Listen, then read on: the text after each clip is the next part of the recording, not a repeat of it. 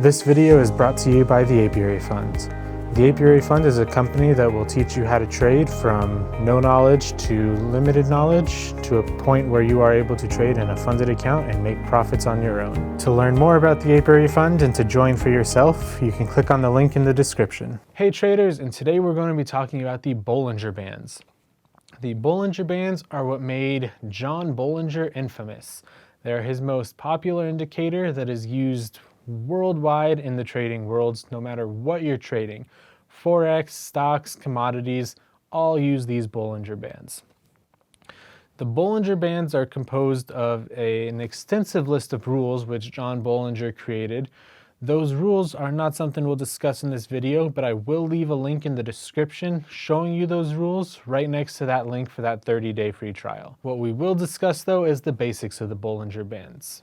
The Bollinger Bands are a moving average based indicator that then uses standard deviations to encapsulate the price movement and lets you know exactly what part of the price is encompassed by these bands. These upper and lower bands are defined by standard deviations. Standard deviations is a video which we previously discussed, an indicator slightly different than what these Bollinger Bands will use, but the concept is the same. So if you need to brush up on those standard deviations, at the end of this video, I'll put a link linking you back to our standard deviation video so you can have a little bit of a refresher there. So now before we really get into the buys or sells of the Bollinger Bands, let's look a little bit about why the standard deviations for Bollinger Bands are slightly different than the standard deviation indicator itself. When it comes to the Bollinger Bands, the default is 2 standard deviations. What this means is approximately 95% of your price action occurs between the upper and lower bands of the Bollinger Bands. You can change these standard deviations to 1, which means approximately 68% of your price action will be occurring between those bands.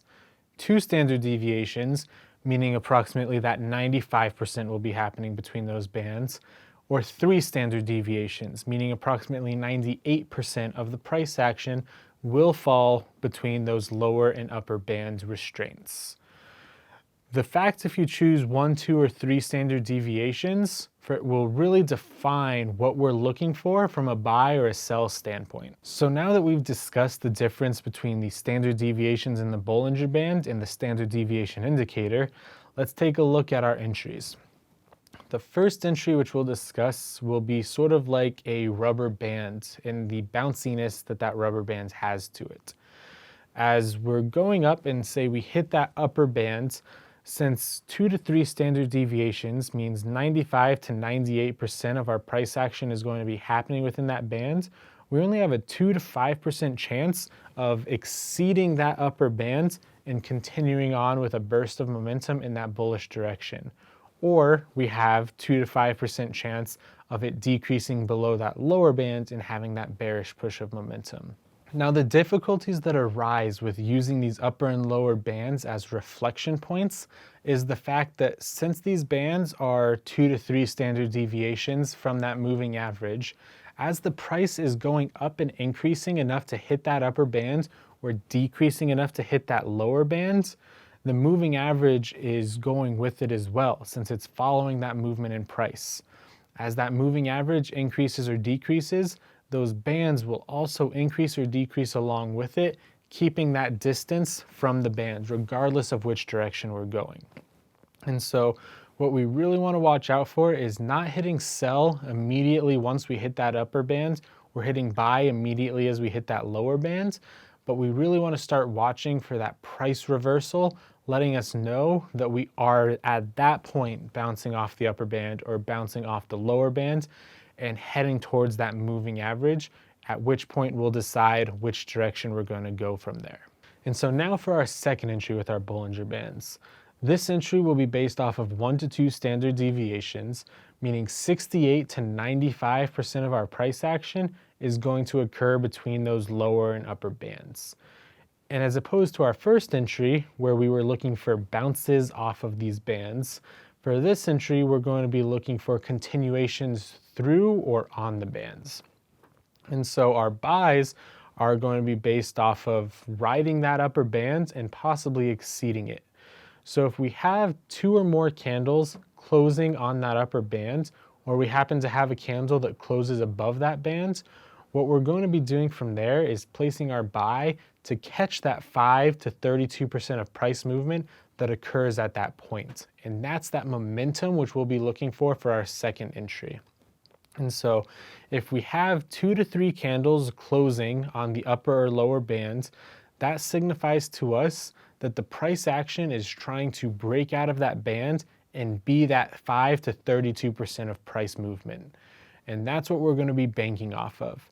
And if we exceed that upper or lower bands, even better, because we are currently that 5 to 32% of price action. So in short, if we have 2 to 3 candles closing on the upper band, or we exceed that upper band, we'll go ahead and place a buy, looking for that momentum and waiting for a reversal formation to close out of our trade. And if we have 2 to 3 candles closing on the lower band, or we exceed that lower band, we'll place that sell, once again catching that momentum and just waiting for the reversal formation to form so that we can close out of that sell. So now that we've covered our entries, where do we want to exit our trades? We're in our trades, when should we leave? If we're using our first entry method, which is using those 2 to 3 standard deviations, and we're looking for bouncing off of those bands, our exit is really just going to be once we start approaching that moving average. The moving average, or that middle band, is where the price then decides if it wants to go bullish or bearish. So after we've bounced off the bands, we've entered our sell hitting that upper band, we've entered the buy hitting that lower band, we go towards and converge with that moving average, close out of our trades, and just get ready to enter your second trade once the market decides if it wants to go on the upper side or the lower side of that moving average. If we're using our second entry method, however, which is that 1 to 2 standard deviations, or that continuation and breaking through the bands, our indication to exit is really just going to be a reversal in the candlestick formation. The thing with this is it's very similar to if you were to be doing an RSI trade, where the price action does not like to remain overbought or oversold for a prolonged period of time. Only 32 to 5% of our price action is going to be happening outside of those bands. And so it's usually a pretty quick trade, but it usually comes with a lot of energy. But once we start to see that reversal formation form, we'd want to go ahead and exit the trade, because the price is more than likely going to fall back within those bands and going back towards the moving average. So like we said at the beginning, the Bollinger Bands are one of the most common trading indicators, probably only topped by the simple moving average, which is used in the Bollinger Band. If the Bollinger Band is an indicator you'd like to use, like most traders in the world, to add it onto your platform in Alveo, which is Apiary Fund's customized trading platform, you'll go to the indicator icon, which is in the top right of the chart and looks like 2 line charts overlapping. Find the Bollinger Bands, which in Alveo is listed as bands. Choose how many standard deviations and what period you would like, and go ahead and confirm it, and you'll see those 3 bands appear on your charts. If you're using some other trading platform, however, go to wherever you'd add your indicators, find the Bollinger Bands, once again pick your standard deviations and your period, confirm, and start trading. To gain access to the Apiary Fund and to partake in our classes, which we offer daily on our calendar, which go into much more detail strategy-wise on both indicators and non-indicator strategies, click on the link in the description to get started on your 30-day free trial, where you'll be able to start trading Apiary's capital as opposed to yours, and making profits in the market as soon as you complete the education program. On top of teaching individuals how to trade and let them trade with Apiary Fund's capital as opposed to their own, our secondary goal is to keep putting these videos out for you guys every Tuesday. Our hopes is that these videos will teach you guys indicator knowledge and strategy knowledge to help improve your trading, whether you're with us or you're not. If you like these videos, let us know by liking it and subscribing to our channel, so that way you'll get notifications when we put a new video out, and we know that you guys find the information in these videos useful. You can also put in the comments section what indicators and strategies you'd like to see discussed in future videos of ours, so we can continue to help you guys improve your trading. Thank you all for watching, and happy trading.